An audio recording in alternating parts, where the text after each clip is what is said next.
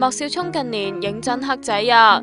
先係11年喺北京涉嫌吸毒被捕，搞到俾內地封殺，直至上年年底先至解封，事業有翻啲起色，以為佢事業失意，情場就得意。喺被捕嘅同年，同日內地歌手孫雲玲結婚，再生埋個女女，生活美滿啊！點知有周刊爆孫雲玲近日嗌離婚，兼放棄女女嘅撫養權，原因不外乎係年齡差距、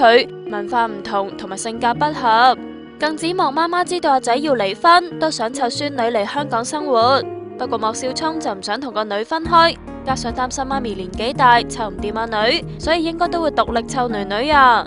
我哋之後都有問翻佢經理人嘉偉，嘉偉話莫少聰同太太的確係因為性格不合同埋文化差異而和平分手，仲話獨力照顧女女嘅阿聰依家主要喺內地做商演，嚟緊仲會參與拍戲啊。